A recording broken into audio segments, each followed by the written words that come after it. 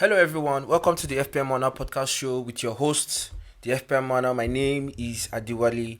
It's been close to 2 to 3 weeks since we last experienced some Champions League football.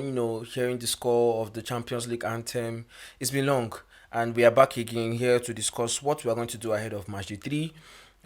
Do we play our wild cards? What chip should is the best strategy we should consider going forward? Still on the chip strategy stuff because some of us still have our chips untouched. I'll be talking about what players to look forward to having in your team. If you're going to play a wild card, which player should you bring into your team? I'll be talking about differentials, projected top scorers. I got more questions on projected players last week or last time, so I'll be talking about that and some other random things like top results from last weekend, and yeah, basically how my team will look at the end of the video. So stay tuned. We're going to do this both on YouTube and podcast, so stay tuned for more. We'll be right back. And we are back.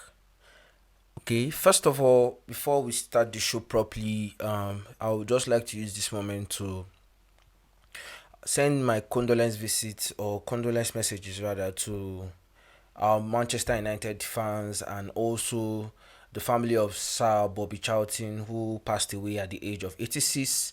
The whole football um, world is mourning with United and their legend. Manchester United legend was top goal scorer of all time for United, at least prior to the time when Sir Wayne Rooney broke the record and has been involved in their legacy for a while. And uh, rest in peace, rest in power. The whole football world, Beckham, a lot of football players, stars, send their condolences, and I could see all of that on United page. So rest in power. We mourn with Man United as well. Okay, so let's get into the show properly. It's not on my screen so far, so I'll quickly go to my team or go to the show properly. So this is we're going to first start with team review from last week, from last match day 2. So, but before we do that properly, I've not introduced myself again. Welcome to the FM Manual Podcast show. My name is Adiwali, Wale for short, and we're going to be doing this live on both our YouTube and for also our podcast. So, podcast episode released earlier, then YouTube video follows much later today, Monday. Yes. So as I time of recording, it is what? Okay, it's not a Monday my own time. It's this Sunday, 22nd of October, 20 and the time is 11:15 p.m. Please, I don't want to rush this.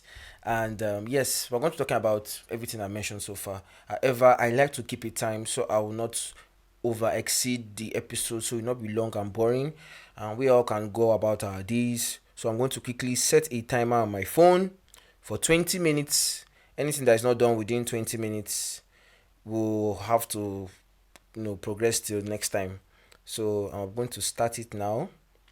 So I don't know if you guys can see it on YouTube. I just set my timer for 20 minutes, and let's see if we can beat our time today and finish this episode on time. So let's start with our Matchday 2 review. So Matchday 2 was quite okay, quite decent. I actually started the game very well, very well. But it was undone by captaincy blank from Haaland and Harry Kane, who did not score a goal that game week, and I finished with a total of 62 points. Only player that sort of returned for me were Jude Bellingham, Marcus Thuram, Kunde, Di Marquio, and Dumfries. The other players were just all blanked, all blank. Okay, Saka gave an assist, so that counts as a return as well. So it was a gloomy week. I actually was close to 6k ranking as a Tuesday, but thanks to the captaincy blank, it went back to 23k, and that's where we are right now. So let's see how we can build on that. So next into the show, we're going to talk about top results from each team in Europe from last weekend, and I'll quickly I have already written down a few of results, and I'll just reel them out right now. So coming off watching the Barcelona game tonight, Barcelona won Atletico Bilbao or Athletic Club 1-0. Joao Felix creating an assist for McGuick, Guiu, scoring the winner for Barcelona at home. Milan lost 1-0 to Juventus. This is wrong.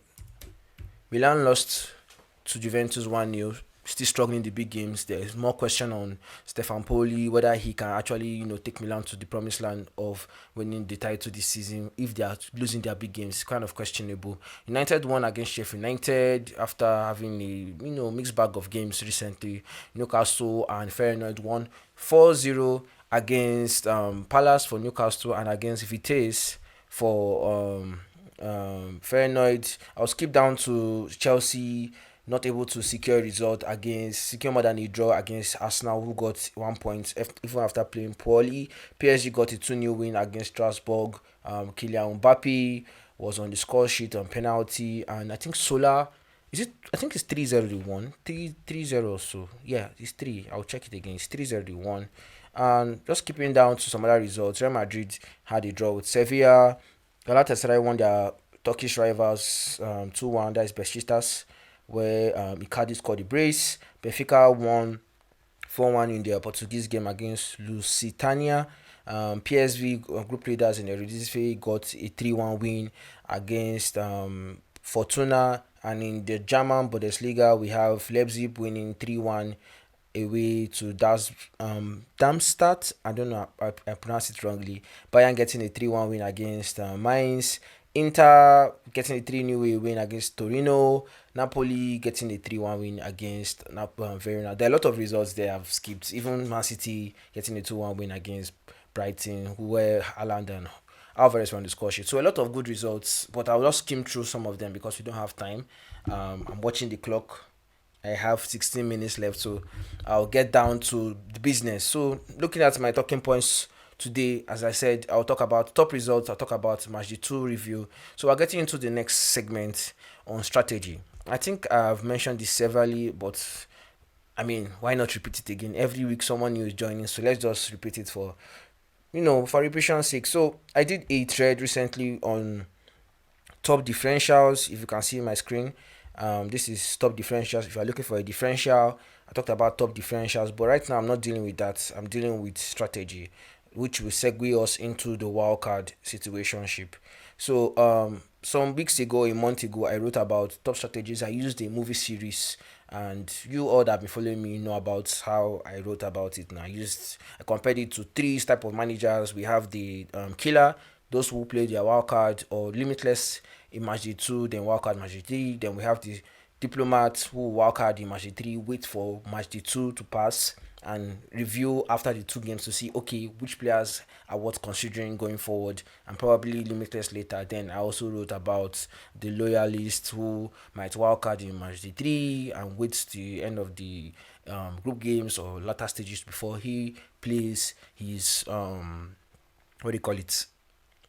his limitless chip or any of the chips available. So basically loyalists who wait to the end before playing their chips. So pertaining to that, I now decided to write on top wildcard options. So based on the strategy trade, I would like to play my chip. Who are the players to bring on a wildcard? So it's interesting to know. Last game week was pretty interesting. Newcastle beating or stomping on PSG 2-1 or 4-1 rather, was one of the epitome of reason why I might actually wildcard this week. However, let's look at the fixtures and look at the teams to target on our wildcard. So if I was to play my wildcard right now, I'm not still sure if I would, but if I was to play my wildcard, teams I would target is obviously Inter Milan, group leaders in the Serie A.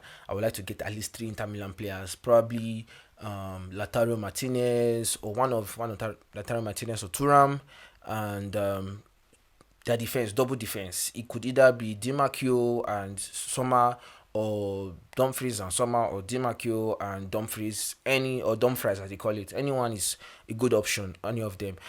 Probably we should also consider Hakan, who is on penalty duty ahead of Lautaro Martinez, but Lautaro is the top goal scorer with 11 goals, so triple Inter, double Bayern attack. Their defense is a little bit sloppy. They don't really keep a lot of clean sheets. Urek might get used to maybe making saves more, but Bayern seems to put more focus on the attack. So I would like to get one of Kane and Sane, or Kane and Musalia in my attack. Coman is also worth mentioning right now, so why not? I would like to get Leipzig assets, Man City assets, Real Madrid assets, even one of PSG assets. Kylian Mbappe is actually one of the players I'm looking forward to probably having if I was to play my cheap this game week. It just might come at the expense of Haaland. So and I might get one of the Barca, Newcastle, Napoli assets, and probably Feyenoord or United assets. So more on that, if you go to my Twitter page, you'll see more on the wildcard options. They actually took my time to categorize each group and name the players that you could get. Kane, Sane, Icardi. I mentioned every player. So if you are following me on Twitter, you actually have a close a close a way to see what I have mentioned. I've mentioned every team, every player. So I'm just using this to tell you what to expect. So what I just did is create a kind of draft team to give you guys an idea on what my wildcard would be if I was to play my wildcard. So looking at this current draft I have here, there is Harry Kane up front, Harry Kane, Haaland, and Alvarez as my front three. Um, Bellingham, Musalia, Thuram, Calvin Stengs. I already had him before, so I don't need to sell him per se. He's on form, 3 goals, 6 assists in Eredivisie. Why not have him going forward? Javi Simons also, Kai Walker, Dumfries, João Cancelo, Hakimi, and David Ram. Then in goalie, I have Jan Sommer and Blaswich in my goal post. Yeah, so that's how my team is looking so far. So good. So why not consider having this as a template to decide on what team you will go with. So yes, that's what my draft wildcard team is. I have some concerns. I just realized recently that we have the Clasico coming up soon, next Saturday, 28th. Yes, we have a Clasico. I tweeted recently. We have a Clasico on Saturday, 28th, Barcelona versus Madrid, and we have the Manchester Derby on Sunday, Manchester United versus Man City. So now these are top games across Europe, and there is this probably, and thanks to these big games coming, right, there is a chance managers might want to rest their players to save them for the big games coming. So Man City is playing young boys. Why don't I rest Alvarez? It's Pep. He can do it. He has done it severally. He did it last game week where Alvarez came from the bench and scored against Leipzig. So it's possible. These are options that are also there. We have teams like Barcelona that are actually missing out on players like Lewandowski. Kunde is out probably 2nd or 12th of November.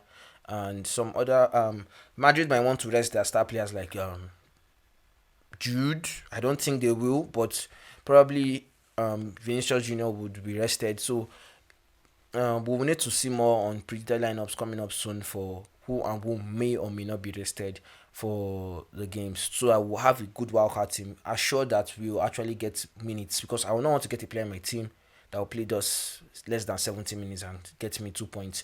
It will be a waste of my wildcard chip. So stay tuned for more. I will actually link you guys up later on Monday, Tuesday, when I will do my injury update thread and slash predicted lineup. So follow me on Twitter. Follow me on Twitter if you want to enjoy this Champions League fantasy. I'm not even warning you. I'm like giving you the real deal. Yeah, just follow me on Twitter. Honestly, anything I'm looking for, I'll most likely have it ready. So let's not go off topic. Let's go back to our schedule. What do we have? Okay, now talking after speaking about the wildcarded players, or who I'll consider. Let's look at the Champions League differentials for Matchday 3. So now I kind of just quickly typed this today, and just I tried to use two criteria to base my reason for why I'm considering these guys as differential. So first of all, a differential is a player that is less owned at least 10%. So any player that you say that has 10% ownership or less is a differential, at least in fantasy football. Any fantasy football you're playing, either FPL, Champions League, Serie A, so on and so forth. So I try to base my deciding on the differentials based on price points and based on predicted minutes. And the predicted minutes I'm looking at is at least expected minutes of 70 minutes plus thereabout. So there are a lot of differentials. First of all, there are a lot of differentials, and I've written that in this thread here on Twitter. A lot of differentials. We have Trippier versus Dortmund. Trippier is 7% owned, and he's the highest owned Newcastle player. I get why people are avoiding Newcastle, so it's understandable. However, Newcastle are doing very well, so why not consider Trippier? So there's Trippier, there is Valladona versus Union Berlin. Union Berlin are actually very bad this season. Since the beginning of September, they have only 0 wins. That is 8 straight losses in all competitions after losing to Stuttgart last weekend. So it's looking very bad for Union Berlin. So there are so many options there. Openda versus Krovena Zenda, Traeme versus Antwerp, or Galino, Griezmann. The list goes on. However, I tried to narrow this down to just 5 players I perceive will do well going forward. Not just now, but also in future games. So on the list there, we have Santiago Jimenez. Santiago Jimenez is our Mexican player, striker, playing for Feyenoord, scoring 13 goals in the league so far. If you check this picture I'm about to post on the page on my laptop here, you see that in comparison with him and Erling Haaland, Santiago Jimenez actually has more goals so far this season, and has actually played lesser minutes. That is 13 goals scored, 710 minutes played, and is about 9 minutes short from Martinez and about 18 minutes short from Haaland. So and they have played the same amount of games. So based on league form, Santiago Jimenez is surely looking like a hot prospect, and playing Lazio next at home, where he's just returned from a 2-game suspension. Santiago Jimenez is probably that player that would probably get a lot of points, at least if not for match 3, match 4, till the many group games that Feyenoord have. They are doing well in their group, so they will fancy their chances finishing either first or second to qualify for the next round. So he is kind of injured. He was subbed off early to an injury. So let's just keep our eyes peeled for that. More injury updates to follow, as I mentioned. Next on the list, we have Rasmus Højlund. Rasmus Højlund has not scored in the Premier League so far, but where he seems to not shine very well, he does the opposite in Champions League. He has scored 3 goals in Champions League. So United, he scored against Bayern. He scored a brace against Galatasaray, where Man U are unlucky to lose the game. So Rasmus Højlund, 3 goals, one of the top scorers so far this season in Champions League. 7 million priced, ownership of less than 10%. He's a good differential. Calvin Stengs, the teammate of Santiago Jimenez, that is very nice striker. He's also an attacking midfielder that has done well so far. And if you can see so far on my laptop, for those that are seeing what I'm doing right now, or for those that are listening, and Calvin Stengs currently has about 9 games played with the likes of Hakan Çalhanoğlu and Bruno Fernandes. He has at least 3 goals among the creating midfielders, played lesser minutes as well, but creating 6 assists for his club in the league, and also scoring a goal in the Champions League, their first game, where he finished with 12 points. I actually had him that game, so I will also advise you to probably get him. He's priced at 6.1 now. His price I wrote here was 6M, so that was a typo. His price at 6.1 now, thanks to price changes and all of that. We have Brias Mendes. I don't know if I got it right. Brias Mendes, 2 goals and 3 assists in La Liga. 2 goals and 1 assist in Champions League. Brias Mendes is actually the top scorer currently in Champions League with 26 points. 1 point ahead of Jude Bellingham, who's on 25 points. And no one has actually owned him in many of the teams I've seen from beginning of season to now, and he still has less than 5% ownership. As at time of recording, he actually has 4% ownership in his team. His minutes are locked in. He's playing very well, and he's currently priced at 6.6 million. It should be one you should consider, if not now, at least going forward, maybe when they play at home to Benfica in match 4. And last on the list is Dan Burn. If you are looking for a cheaper way not to probably break the bank to get Trippier, you just want to get a Newcastle defender, Dan Burn is definitely on that list. He scored a goal against Newcastle last match day. Yes, when Newcastle won 4-1. He's very good in interceptions, recoveries, set pieces. He's the full package, and he's doing that for less than 5 million. Currently priced at 4.6M. Dan Burn is one of the players I fancy will do well going forward. So yeah, we should look at that. So those are my top differentials, top five differentials. So there are a lot of differentials. I don't know. I may have not mentioned some of the ones you have in mind. But what I did was I tried to use a price list, a price tag of the players I want to talk about, and I skipped that recently, so I'll go back there. I skipped that. So players I'm using, um talking about, for the forwards are players less than, prices under 8 million. So you see I didn't call players like Jude Bellingham and I say Jude Bellingham. I didn't call players like Yao Felix and the rest because they are over 8 million, and their ownership is over 10%. So don't worry, just go to my Twitter. As I said, go to my Twitter, everything is there. I just try to write all these things and just come and tell you guys what to expect. I am racing against time. I have 3 minutes and I've not done my team review. I've not done my team review, so okay, let me slow down a little. I'm surely going to pass my 20 minutes mark here. So let's just look at what we have left and proceed till the video ends. So just going to end my timer now, pause my timer and see what we can do with our many supposed extra 10 minutes I did not account for. So I have an interesting segment of the show I really want to talk about, and I will not rush myself to finish this if I don't talk about it. So we have the battle of the premiums. I actually did a Canva design on that. I wanted to actually write a thread about it, but I don't have the time.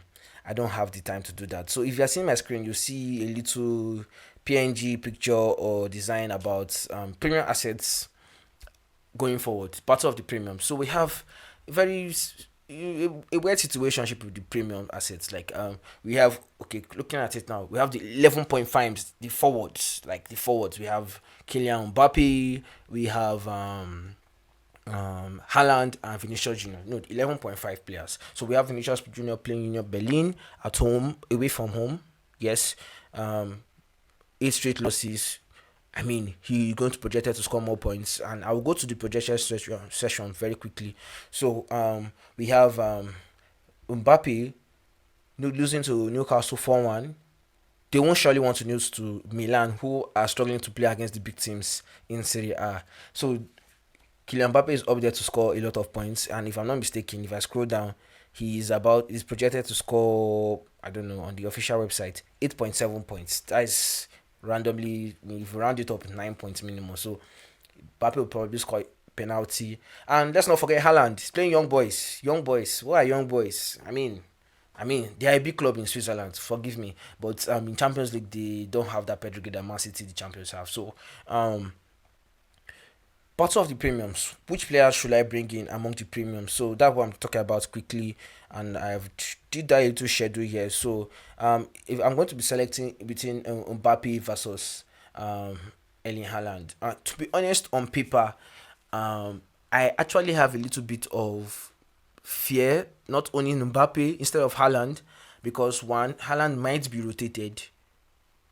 Either him or Alvarez will be rotated for the Wednesday game, considering the what they call it, the Manchester derby I mentioned earlier coming forward. So, but Mbappe will definitely not be rested. A lot of stakes in Group F. There are a lot of competition. Everyone is trying to stake their claim, as Newcastle has done. So, starting the season with 3 points against Dortmund, going to then lose 4-1, you have to definitely come back and do forward. Honestly, if I had the limitless chip, I could have taken Haaland out and gambled Kylian Mbappe. Honestly, that's my school of thought. So if I was to compare, I would say Mbappe over Haaland, to be honest, even that price point, even over Vinicius Junior.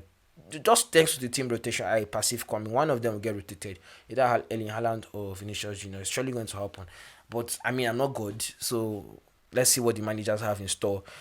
So battle of the premiums, down to the midfielders. I'm torn with Leroy Sané and Bukayo Saka. Now, Bukayo Saka is not even among the top listed midfielders to score points this week. Like, it's not like he will not score points per se, but based on projected score, he's not among the top 10 I'm seeing on the Champions League website. So, but Sané is projected to get 8.1 points. I mean, it's obvious why he's projected to get points. There is a way he plays with Harry Kane up front, and I've explained this before to someone on Twitter who asked the question whether he wanted Sane or Musalia, and I tried to explain what Thomas Tuchel is doing with his boys there and making sure that Kane drops back to be a 10 with Musalia, and Sane and Coman are kind of the inside forwards running into the box to get those goals. So if I was to pick within Sane and Saka, I would say I would probably go with Sane because on paper he has an easier game, and Bayern don't tend to lose their group stage games, at least for the last 36 games. I posted a record of how Bayern are beating their last 36 group stage games, so they don't lose. They either draw or win, but they never lose. So looking at that record, I would actually back having another extra Bayern asset, and that will come at the expense of Bukayo Saka, sadly, because Arsenal Arsenal are doing well, but they tend to tire their players. Ateta is not good at rotating his team, and Saka, I mean, he's still their elite star player amongst many, but I'm not backing him against Sevilla. Sevilla gave Real Madrid a tough time, and they can also do the same to us now. They are in which what looks like an open group where anyone can finish first or last. So yes, so battle of the premiums. I would say last segment is defense, and this defense is is quite tight. It's quite tight because now we have three options. We have um Cancelo, 6 million, playing at home against Shakhtar. Sweet, predicted to get about 7.7 points. I mean, straightforward option, right? Yao Cancelo. Then we have Trippier, 6 million, Newcastle at home, playing against Dortmund. Now, this is a Trippier that scored 8, 18, 12, 10, I think 8 points in the last 5 games in Premier League. So those that play FPL, you know what I'm talking about. Now don't act like you don't know what I'm talking about. Trippier is everyone's gem. His price literally went up from 6.5M to 6.9M in around 4 to 5 weeks. So I mean, I can't ignore that informed player in the league and come to Champions League and say, oh, because it's Champions League, I will ignore it. Definitely, Newcastle have tried to reciprocate their league form in the Champions League as well, and that was evidently shown against PSG. And they have another home game where they want to do that against Dortmund. So it's either I go with Trippier or I go with Cancelo. But that is not all. Ashraf Hakimi, who is predicted to get about 5.9 points. I disagree, to be honest. I think it will come more than that. Is he's on 6.1, and he's one of the most solid Premier defenders I ever known, because I don't know if you guys understand. I wish I can play a clip right now. I don't have the time to, but I wish I could play a clip. If you go and check the highlights of the game where PSG won against what's his name? Dortmund, yes, 2-0. Ashraf Hakimi was so high up the pitch. It was like he basically was number 6, because he was running into the box, making in turns, and he actually ended up scoring, where he ran into the box and caught in the last defender and just cut him out and literally scored, with an outside boot goal. And this was thanks to Dortmund actually changing their shape. They played a very defensive shape, in which they didn't really look like they were going to attack PSG. And now this is a hungry PSG at home, playing, trying to get a win to overcome that withdrawal of last game week, a match day against rather Newcastle. And I don't know, Milan losing tonight against, I mean, take it or leave it. It's not like Milan are useless per se. They actually turn up in big games, but prior to this season, that was when they were doing that. This season so far, they have not been all that in the big games. However, the only concern I have against Hakim is probably if Rafael Leao decides to cause a tantrum there. He doesn't really fall back a lot, so in terms of clean sheets, PSG don't look like a team that might keep the clean sheet, but it's still possible for Hakimi to score or get an attacking return. So it's pretty tight. But however, if I want to take the easy route out, I think Cancelo is the easy route out. Barcelona don't have much to fear against Shakhtar, and they seem a little bit defensive solid of late, even though they have not been scoring much goals with the absence of Lewandowski, who was injured. So I would say Cancelo is the easy route out. However, it's kind of tight to pick one between Trippier and Ashraf Hakimi. Trippier is a set piece guy. He takes all the corners, takes all the free kicks. So there's more advantage in numbers when you see what he's doing.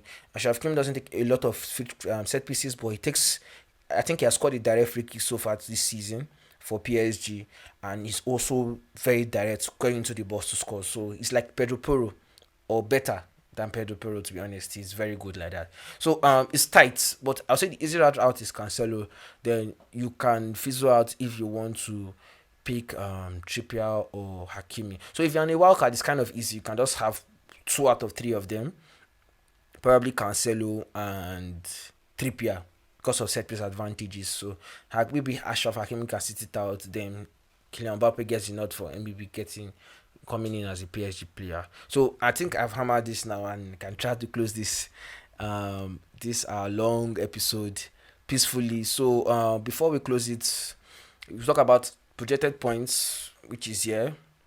We talk about top captaincy and basically team review, and we're done. So moving on to projected points. So I have a lot of projected players here that will do well according to Champions League website. I've actually posted this on my Twitter page. However, I was also really at one of the top players that are projected to get high points. So we have Harry Kane for the forwards, 9 projected points.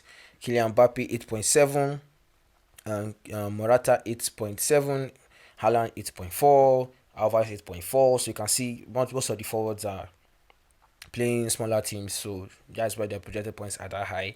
They can score 1 or 2 goals.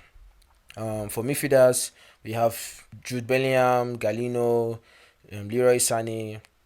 Bellingham is projected to get close to 10 points just for playing against Union Berlin. That's how bad Union Berlin are, so you can see why it's that high. And I think I mentioned Cancelo, Trippier, and the rest. So, but for me, my projected top scorers, if you ask me, top three, I'm not looking at the list now. If you ask me my top 3 scorers, I would say Lasmin Yaman against Shakhtar Donetsk. Now, he was rested on yesterday's game, or this night's game, and it's still Sunday here. So he was rested this night against Atletico Bilbao. However, there seems to be lack of penetration in front with Fernan Torres on the right wing, but much was done with Felix at the left. Now I'm not sure Lewandowski will be back. However, if Lewandowski is not back by Wednesday, we could see Torres moving into the 9th position. Yeah, Felix on the left, then Lasmin Yamal might actually start. I mean, there's no Rafinha, right? So why is he not starting? So if he starts, I see Lasmin Yamal getting at least 8 points, 8 to 12 points, depending on if he becomes the man of the match and all of that, and gets a clean sheet point. So that's me, Yamal. On the top of my head, I think Openda versus Werner Zender. Openda, I'm not sure how many goals he has now, but he scored a brace recently against Darmstadt in the away game they played, Leipzig. So he is easily one of the options, either him or Santiago Jimenez. But I will not put Santiago Jimenez because of how Lazio have improved in form recently and won 2-0 against Sao Solo. So I will not put Santiago Jimenez. However, he is also one of my projected top scorer, but not my top 3 per se. So I have Lasmin Yamal, Openda, and my last predicted player. Let me check. I think I wrote it down somewhere.